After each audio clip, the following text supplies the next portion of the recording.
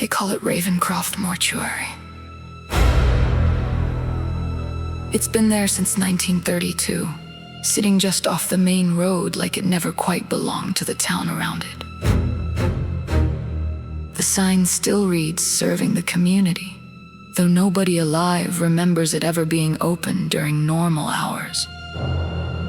Because Ravencroft doesn't operate like other mortuaries. It only gets busy after midnight.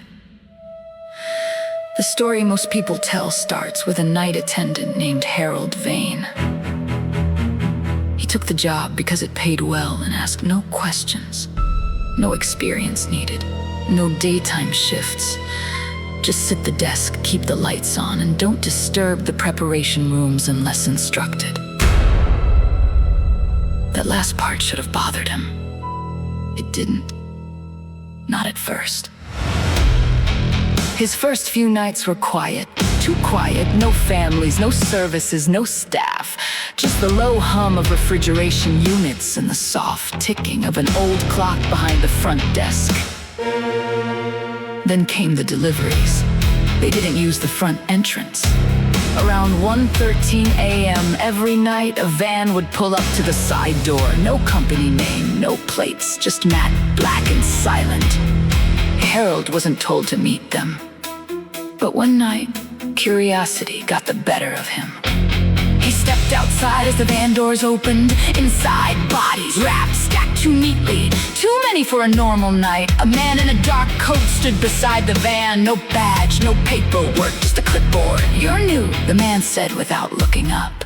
Harold nodded. "Yeah, I didn't think." "You're not paid to think," the man interrupted. He checked something off. "Take them inside." Harold hesitated. "There's no one else here." The man finally looked at him. His face seemed off. Not wrong exactly, just like Harold couldn't quite focus on it. "There is," the man said calmly. Harold didn't argue after that. He brought them in, one by one. The preparation room was colder than anything he'd ever felt. Stainless steel tables lined the walls, spotless, like they were used constantly, but never showed it. He laid the bodies out, all of them covered, all silent.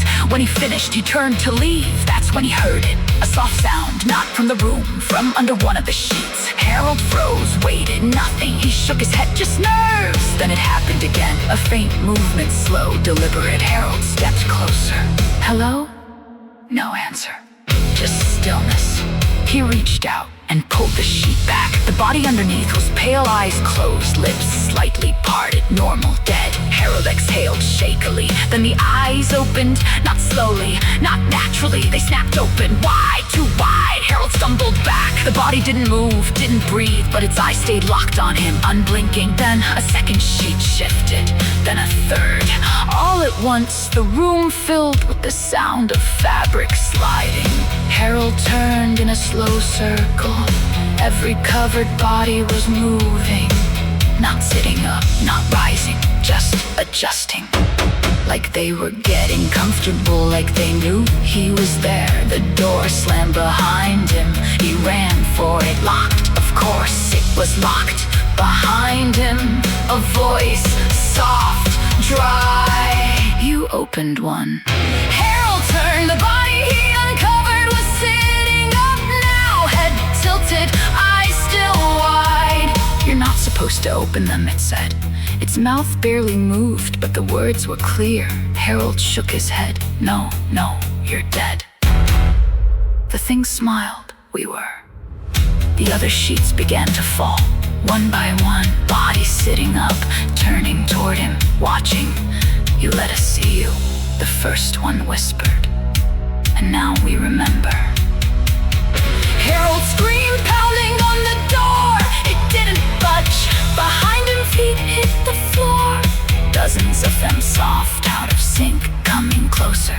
The lights flickered and went out. The mortuary still stands, still operating, officially.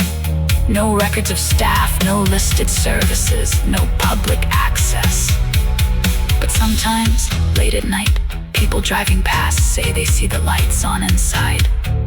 Figures moving behind the frosted glass. Standing too still, watching the road, waiting.